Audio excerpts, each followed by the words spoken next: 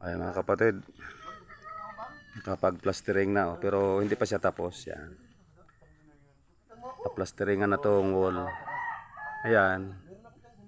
Bukas siguro, pwede ko nang kabitan ng gutter yan habang naghintay ako ng materialis doon. Yan, grahe yan kapatid. Yan problema, naubusan ako ng materialis kaya natigil. Ito muna, tapos na ito. Pwede ko nang lapagan ito ng gutter tapos yero. Spanish gutter ang ilagay ko dyan yung may design. Ito na plasteringan na. Kunti na lang sa ibaba. Yan. May plastering na siya. Ito CR to kapatid yan. Pero asintadahan pa yan sa loob. Wala pang asintada yan.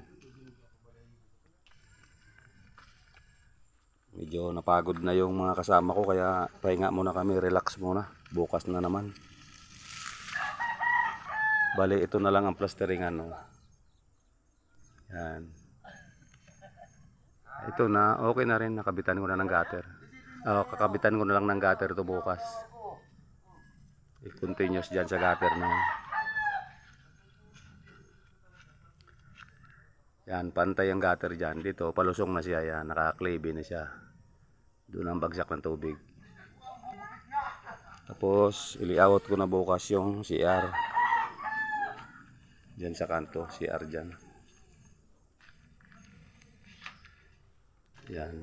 Tapos dito, lababo naman mula yan sa may decorated block, yung sa louvers block. Hanggang dito, lababo. Dito yung lutuan. Yan, may decorated block na kapiraso. Itong open na to, lagyan ng exhaust fan yan. Diyan isalpak yung exhaust fan, kaya may kapiraso siyang lagayan, bintana. Pero okay na. Konting ko na lang ito. Nasunod linggo, finish na to lahat. Kasama flooring.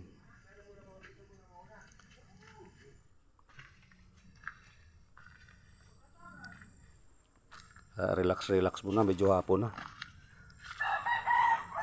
Nakapagod rin yung construction. Kaya lang mas mabilis ang pera sa construction kumpara sa ibang trabaho.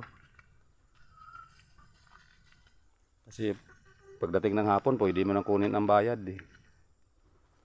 Kaya dito ako tumagal sa trabahong ito kasi pag kailangan mong pera, bigay ka agad ng may-ari.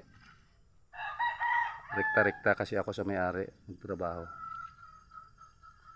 Ayan, okay na to. Bye-bye kapatid, magandang hapon. God bless you.